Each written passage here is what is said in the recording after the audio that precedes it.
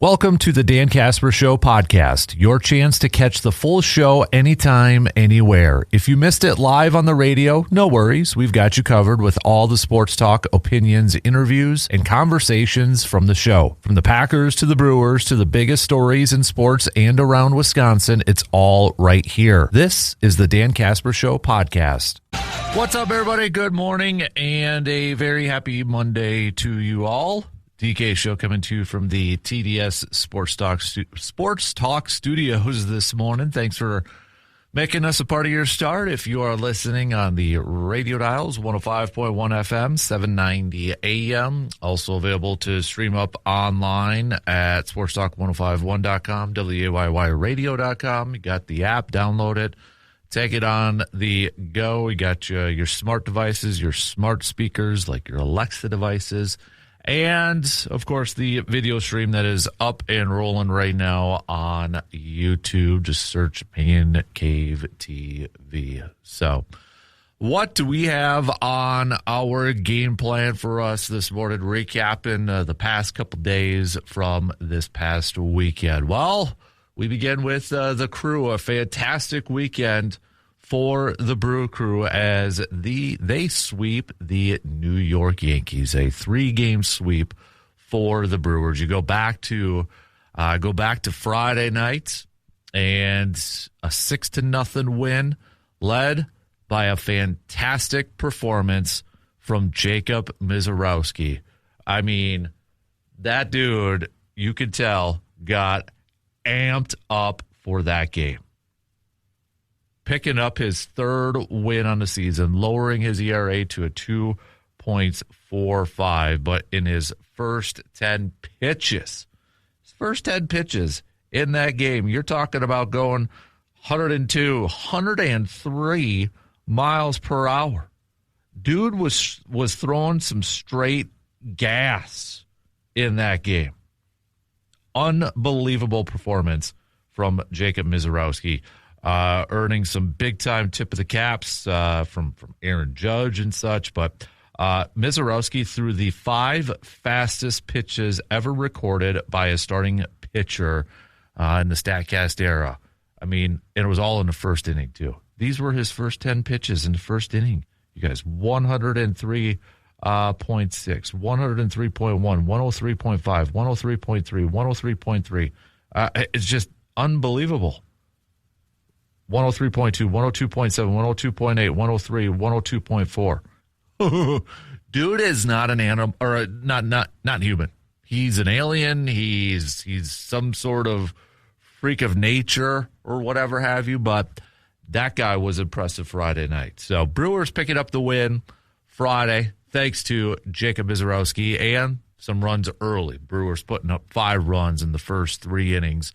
4 of those coming in the second inning. And then going back to Saturday's game, the Brewers 4-3 win in extra innings, thanks in part to, well, a couple of things here.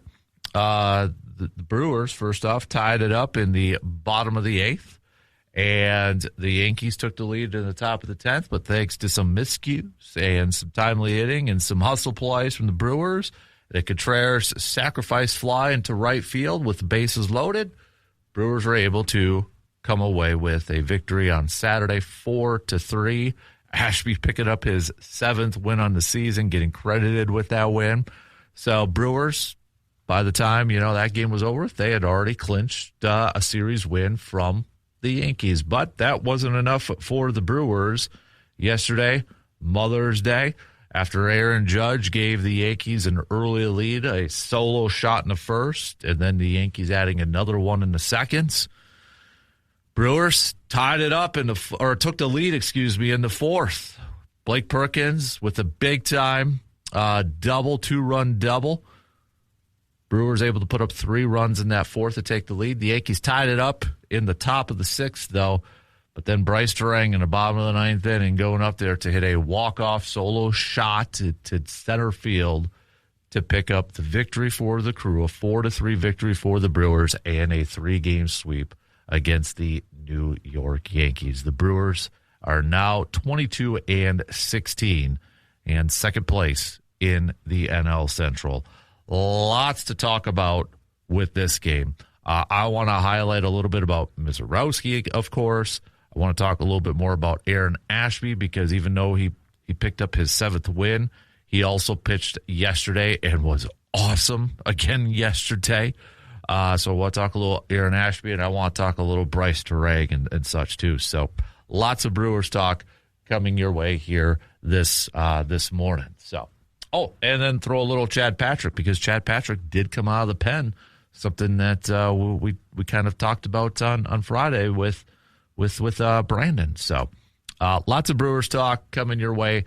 Packers, we'll throw a little green and gold chat in this morning too because, Friday news dump. So much for a training camp preseason kicking battle between Brandon McManus and Trey Smack because Packers releasing Brandon McManus. Now, I don't know. Maybe I haven't seen anything and maybe I missed it, but I don't know if this was at the request of Brandon McManus's camp and agent and that.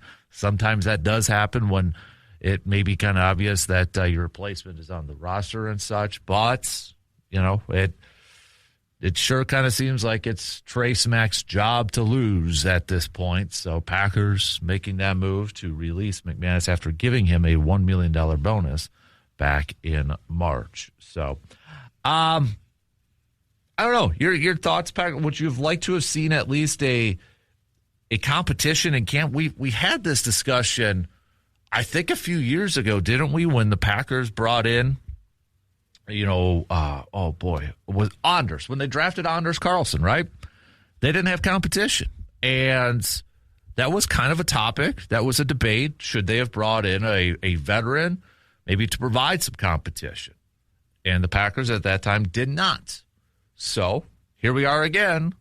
Packers with a rookie kicker. Yes, I know they got another one on the roster here too, but would you have liked to have maybe seen them hold on to McManus for a little bit of that competition? But again, maybe it was at the request of McManus and such. So, but we'll throw a little bit about that because this week also, mark your calendars, Thursday, schedule release.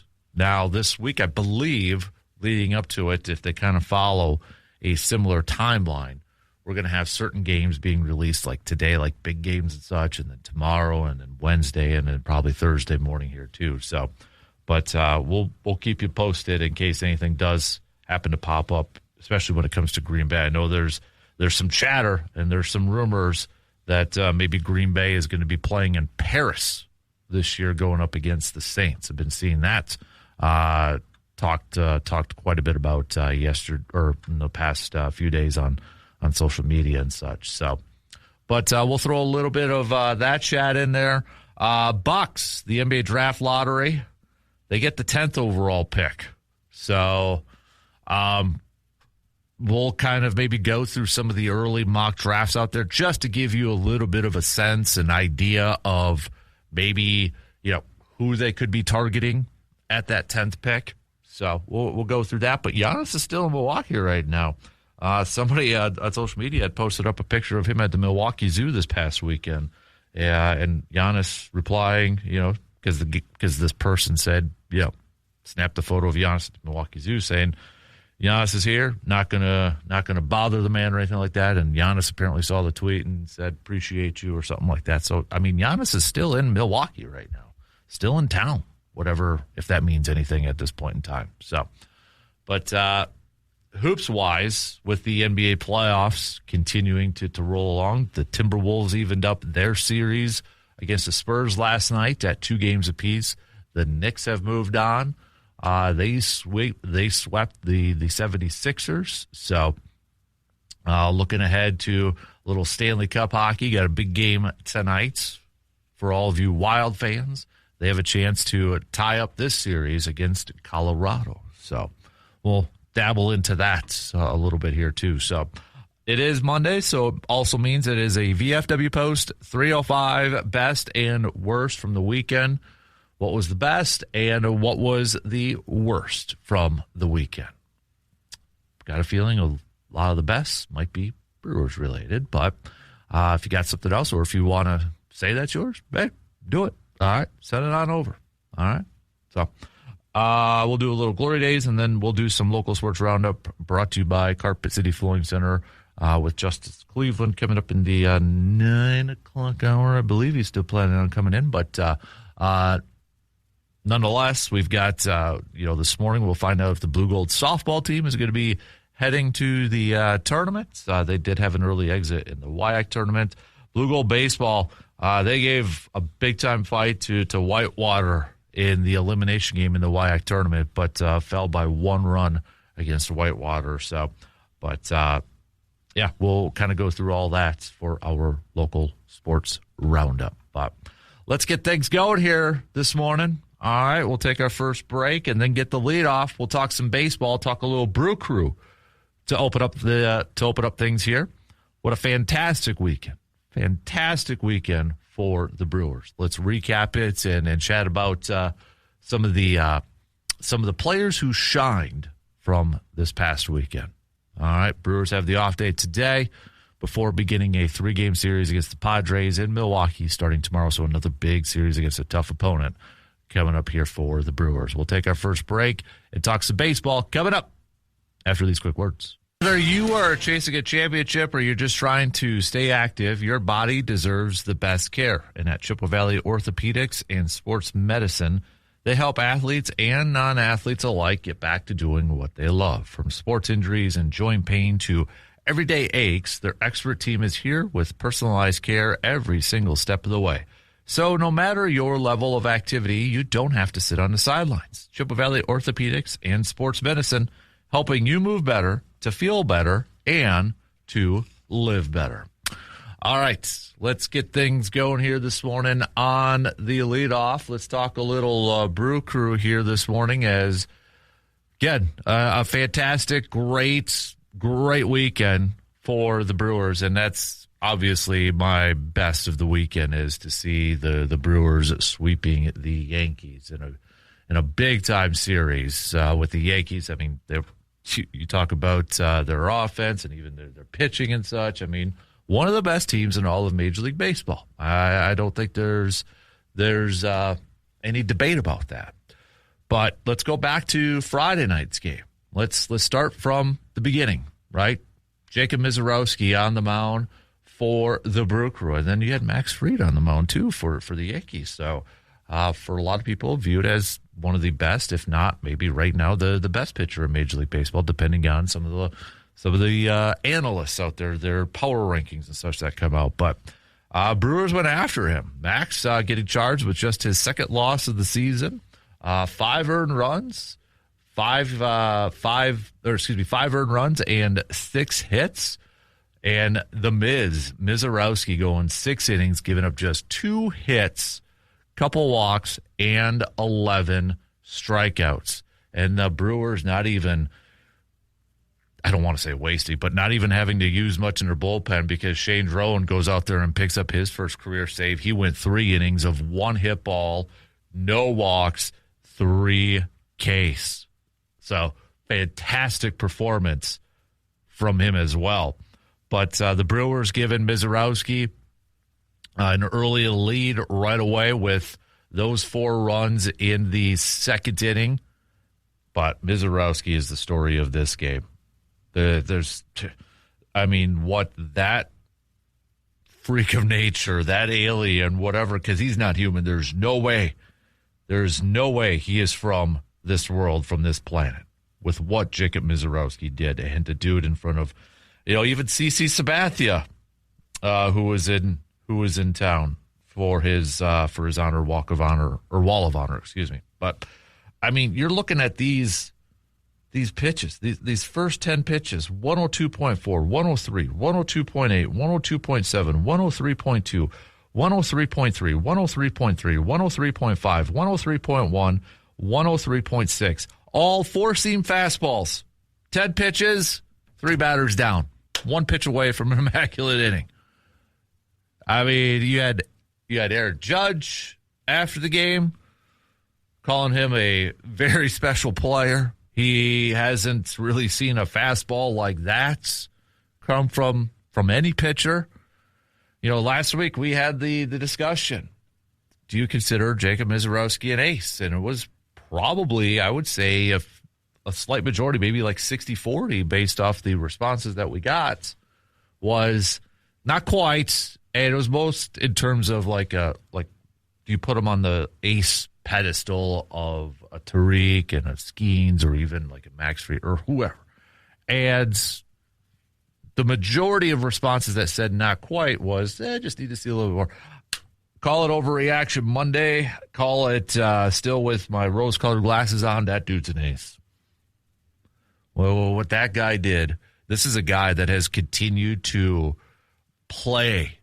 rise to the challenge and play some of his best baseball at the biggest moments. We saw it last year.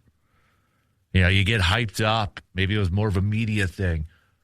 Him versus Skeens, even though it's not like 1v1, right? You're going up against the lineups. But the attention, he rose to that. Kershaw on the Dodgers, he rose to that. What he did in the playoffs, coming out of the pen. The emotions of opening day this year, the nerves, and then going up against Max Fried and this Yankees lineup and Aaron Judge. I keep wanting to call him former Patriots coach Joe Judge or Giants coach Joe Judge. But Aaron Judge and all that. And the dude delivered again. In a big moment when the spotlight is on. Not just him, but a whole game and the opposing team. And this is a guy in the Miz kid that has continued to shine the brightest when it's a big game or a big moment. And right now, all I can do is just continue to tip my cap to Jacob Misiorowski and say that I am so happy that he is on my favorite team, the Brewers, right now. But that was such a impressive game. And you know what the scary thing is, too? Is it that far off to say? I don't think we're like hot take-ish or anything on this thing. The guy could continue to get better too, right? He could probably continue to get better and to fine-tune some of his skill sets and such. That's the scary thing, is that he has that ability, that possibility to continue to get better.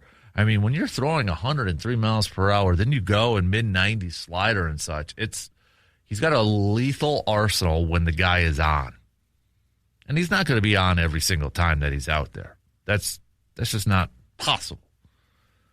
But, man, if he's out there more times than not, and we see the type of performance that he had on Friday night, that dude is one special cat.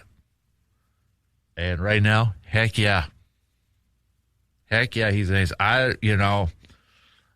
You'd have to, like, put a bunch of padding on me to even try to step into that box to go up against Misiorowski. I'd be like Harry Rowan-Gardner from the movie Rookie of the Year when he's told to get a bat and go up there and you just barely inch in on the line outside of the batter's box. Yeah, that'd be my reaction, trying to go up into the box against Jacob Misiorowski.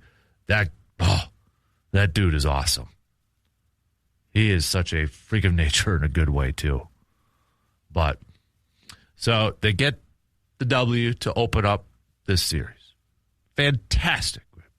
Saturday, and then it was like Saturday and Sunday, it's the walk-off days. Well, let's do a little walk-off version. Well, we'll do it on Monday, or I'll do it on Saturday. A little bit of a different one in extra innings, too. Right? So, Brewers tying it up in the bottom of the eighth. And then was it the Turang slide into home to tie it up. And then Yankees took the lead in the top of the 10th, but the Brewers said, we ain't out of this thing. Took advantage of some miscues from the Yankees. It was Murph ball, right? You're putting the pressure on the defense. You're putting the pressure on your infield. And with bases loaded and Contreras, Wild Bill up there, 1 out, sacrifice fly to right field. Luis Rengifo. I wish I could roll my R's. I can't. Then I could really say his name like the public address announcer at AmFam Field. But Luis slides home for the walk-off win on Saturday. You had Kyle Harrison going out there, 4 innings, 4 hits, 2 earned runs, but you know the dude who was awesome? Well, there was a couple dudes that were awesome in that game coming out of the pen.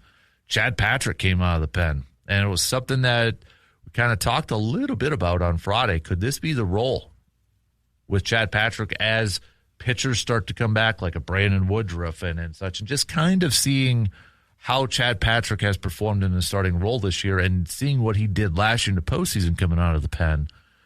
Kind of wondered, when Brandon was in, threw out the idea of like maybe this is a role. Now, Pat Murphy, for what it's worth after the game, said nothing is set in stone yet about whether this is going to be the role for Chad Patrick going forward. But you look at what he did coming in for Harrison. He went 3 innings, giving up 2 hits, issued 1 walk, no earned runs, struck out 5.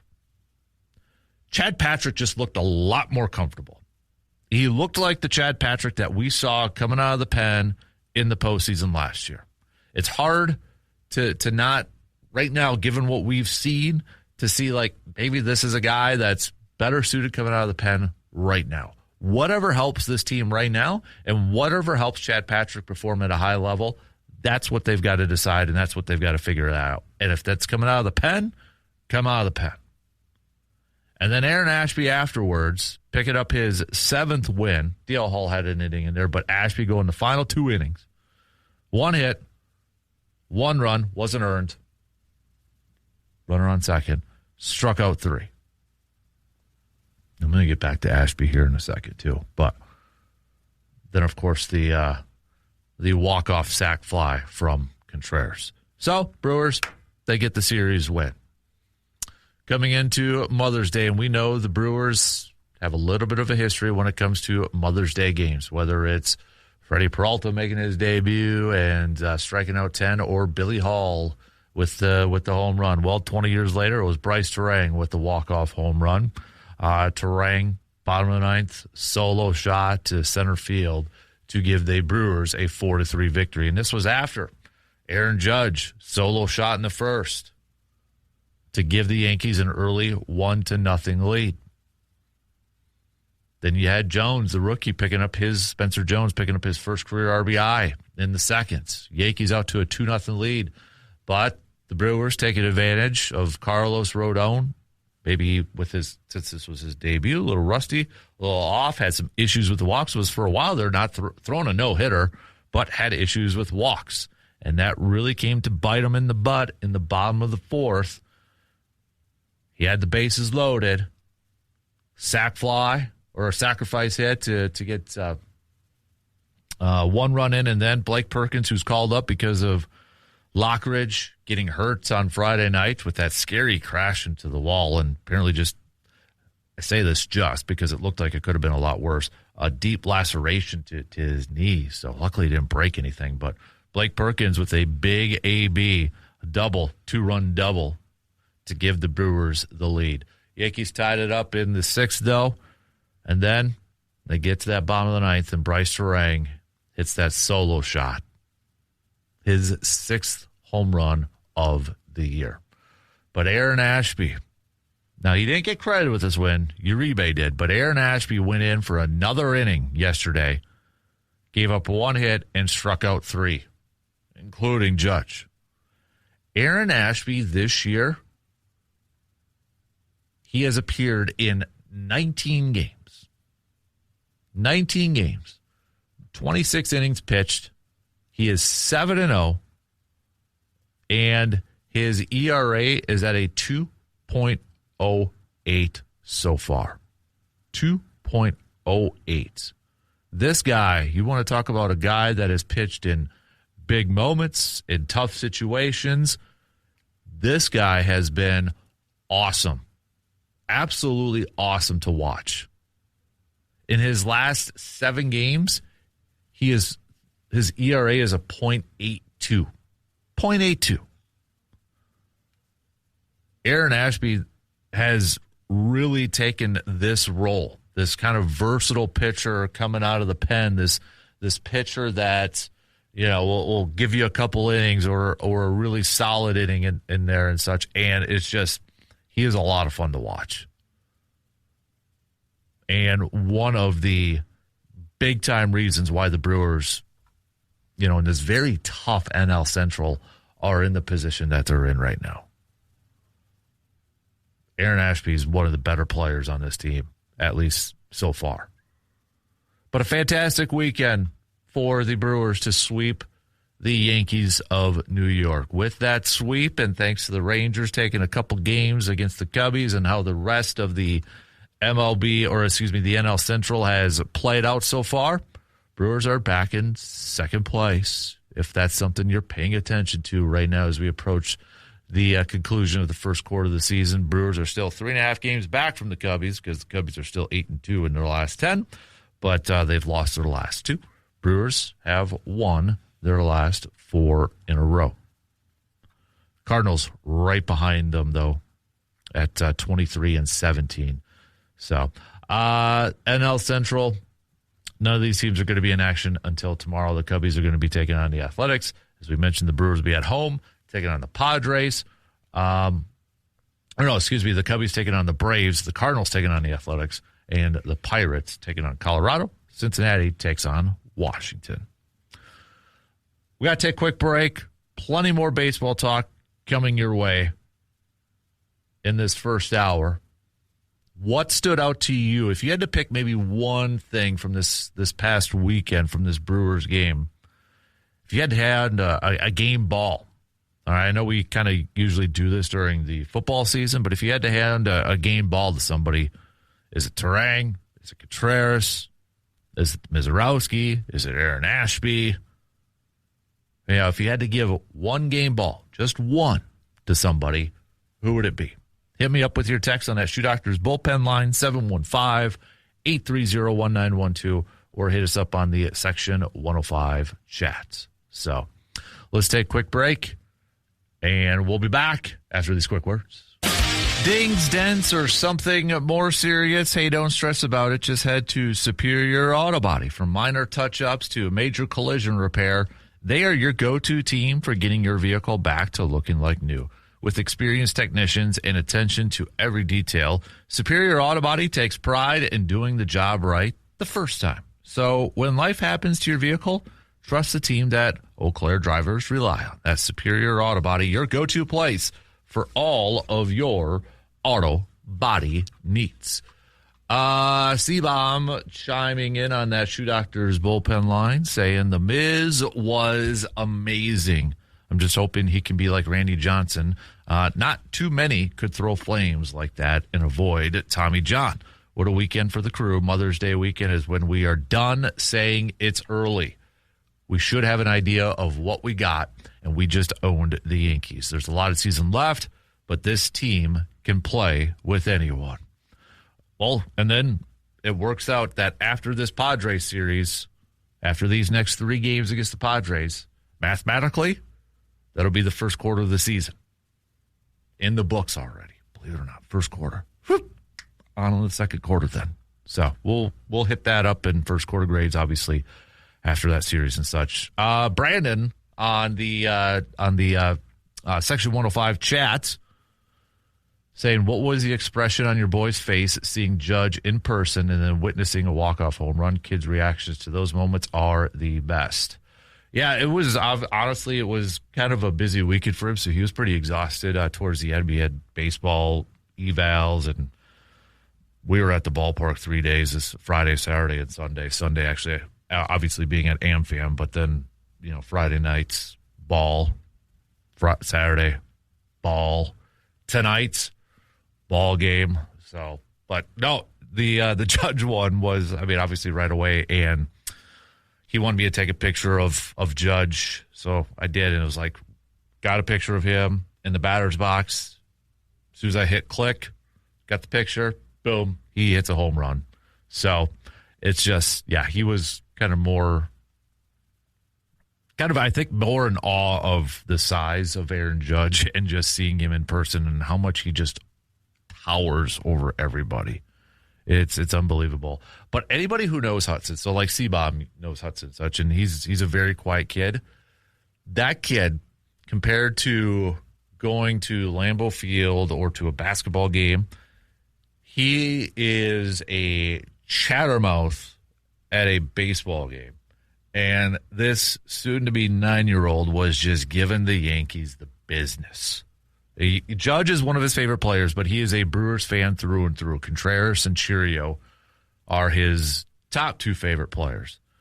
But he was just giving the Yankees the business, even giving Judge the business when Judge tried stealing that one base. So that was, anybody who knows Huts, it was kind of funny to hear him chatter and doing that. But no, it was good. It was a fun weekend and such. Obviously, we're still it's been a lot of baseball here as of late for our household, and it will continue for the next few weeks here too. So, but no, it was great game. Got to see some run into some friends and such. His godfather and that too. So it was overall good weekend. There's something about, I know I've said this before, but I love going to Lambeau. Lambeau Field is one of my favorite places in the entire world. You just walk in that stadium and I still get goosebumps. I still get jacked up. There's just something that's a lot more relaxing and comfortable just going to a ball game, going to a baseball game. Just, you know what I mean? Just sitting back and, just kind of walking up a little bit of the stairs to grab a beverage or something. It's just, I don't know. It's just, I love going to a baseball game. Everybody says there's never a bad day on the golf course. I feel like there's not a bad day just going to a ballpark. I don't care if it's Carson Park or American Family Field or Target Field. I love going to a baseball game. So, but Bryce Turang yesterday, his 6th home run of the season, walk-off fashion. You look at the season that Bryce Turang has had. I have a declaration to make about Bryce Turang, too. And for whatever reason, before that home run, I was just really watching. So our seats were first base line, closer to first base, but between first base and in right field, but right direct line in Bryce Turang. And I just made it a point to just kind of watch Bryce Turang. How he was in the field and such, and that. I don't know why, but I just want to watch Bryce Turang a little bit more. And you look at the numbers, and we've talked about it at length. You look at Turang's career and how it has just insanely gotten better since he's been a rookie. It's remarkable to see the path that he just continues to go on. And so far this year, hitting 298. His on base is a 422. He is slugging 511. His OPS is a 934. We know about the defense. That has never been an issue, but what he's doing offensively now is just, it's awesome. And watching that guy and his mannerisms and such, I'm ready to make this declaration. He is now officially a part of the GOAT Club along with Sal Frelick in terms of my favorite ball players. Sal Frelick and Bryce Turang. I love how he goes about his business. I don't know why. It's just these players that, I was thinking about this yesterday too, and maybe kind of do like an informal poll, but is it true or false? When you talk about like players, it feels like Major League Baseball, not everybody, because there's a few, but it feels like majority-wise, when you talk about like some of the best players, the star players, Major League Baseball and the NHL maybe have fewer me players. You know what I mean? Because you look at like an Aaron Judge. He's on the Yankees. I don't want to like him, but I like how he goes about his business. He's so professional. Home run. Remember the home run a couple years ago, the home run chase? Head down, runs around the bases. Just, I don't want to like him because he's with the Yankees, but I like him. It's the same with like Paul Skeens. He's with the Pirates, but you have these star players that are just not about me and Ohtani, for crying out loud. And Bryce Turang is just like that, too. He just seems like this. I mean, for crying out loud, when you listen to his walk-up songs, too, it's like, this is me in the 90s. But he seems like a calm, cool, collected, quiet dude that just goes out there and plays baseball. And I love that mentality. I mean, the guy goes 100 miles per hour like a Sal Frelick. Maybe I'm just getting... Maybe at my age and how old I'm getting now, but I'm gravitating towards these players that just go out there and play. And, you know, they don't have the biggest star power. But just watching Turang and how he goes about his business and just how he continues to elevate his game and continue to get better and better is so cool to see.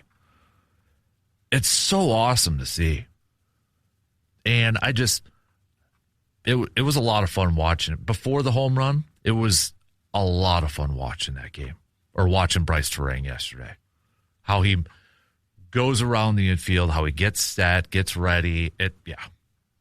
Just a fun baseball player to watch. Like, if you have a kiddo that, you know, just have him watch Bryce Turang. And it kills me to say this, but because he's a Yankee, but mad respect for a guy like Aaron Judge too. I think baseball and the NHL have fewer look at me type players. Not everybody's like that. I get that. I was thinking about this on the drive home yesterday. Obviously, the NBA is probably number one. Look at me players. NFL, you got some. NBA, I think, is in a stratosphere all by itself. But, all right, we got more baseball time. If you had to give a game ball to somebody, though, from yesterday, or from the weekend, I know it's tough for the Brewers, who would it be? Let's take a quick break as we start to wrap up the first hour. We've got our first schedule release game. It's not Packers related, though, so sorry. But Cowboys-Giants, weird how that is a Sunday night football game. Cowboys, Giants, the first Sunday. Sunday night football, September 13th. That hasn't happened before. Oh, jeez. All right, quick break. We'll be back after these few words. Looking for a great spot to unwind in Eau Claire? Well, then you need to check out the VFW Post 305, located on Star Avenue. Take in the view from their gorgeous back patio. It's one of the best in town, guys. Whether you are meeting some friends, enjoying a cold drink, or just soaking up a summer evening, this is the place to be. With live bands, fun events, and something happening all the time, there's always a reason to stop on by. VFW Post 305, great views, great vibes right here in Eau Claire. If I had to give a game ball to somebody from the Brewers this past weekend, man, there's a lot of good choices, but Ashby, Turang, which now I got to start collecting some Turang cards. So if anybody's got some basic cheapos they want to donate to the Casper Man Cave, yeah. Believe me, I was looking on eBay already. Anyways, but you got Contreras. I got to go Miz. Just what he did on Friday night is sick. I mean, that was just the power that he's throwing. He continues to get better, and he continues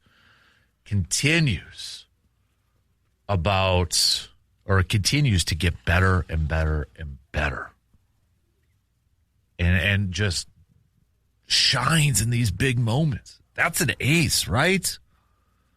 You know, we talk about an ace as like when you need a win, that's the guy.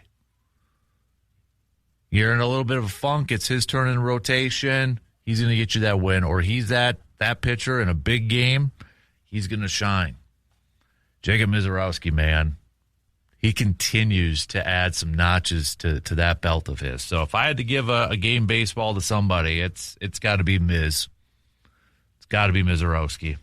But hey, if you want to give it to Turang yesterday, I'm not going to argue with you. He's in my category of Sal Frelick, GOAT, GOAT status. Ashby's, I think, the most underrated performer so far for the Brewers this year. He has been awesome to watch, too. Contreras, Saturday, hit, yep. There's a few players you can put into this thing. So, plenty more baseball talk to get to. We don't have a baseball game tonight for the Brewers, but maybe a good day, too, just to kind of have a reset day before they welcome the Padres to town. But it'll be another tough test here for the Brewers. going up against one of the National League's best and a team that is in a fight in their division for division supremacy, going up against the Dodgers. Right now, it's Padres and Dodgers tied for first place in the NL West. Feel like all the attention is on the Dodgers. I get it. Completely get it. But everybody kind of forgets that the Padres are a pretty darn good team, too. And right now, heading into this series, Padres have the same amount of losses as the Brewers. They just have 2 more wins. So you look at this National League, man, you got like the Braves, obviously, with 28 wins, and then the Cubs with 27 wins. But, I mean, Brewers are right there. The Dodgers there. Padres are there, too. So we're entering the conclusion of the first quarter of the season, and there's some interesting storylines when we get to that. But Philadelphia is inching a little bit closer back to 500. They're still a whopping 9 games back from the Braves. Miami's 9 games back, and the Nationals are 9 games back, too. Mets, I mean, they're already getting talked about being trade stuff. Freddie Peralta might get traded again, for crying out loud. I was just reading from Bob Nightingale earlier this morning. He's already a potential trade candidate somewhere. So, all right, shot clock's going to cut me off. So, what's the best and worst from the weekend for you? Our VFW post at 305, best and worst from the weekend. Hit me up with a text.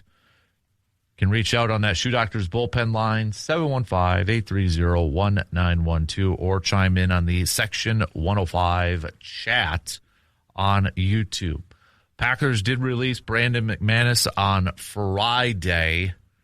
Maybe a little bit surprised, but I want to touch on this because it's not fully, similar to when Green Bay drafted Anders Carlson as we get to training camp and preseason. Not fully similar, but kinda. I'll explain that coming up here in a little bit. Bucks get the 10th pick in the upcoming NBA draft after the lottery yesterday. So who are some potential targets there? We'll hit that up a little bit later on here, too.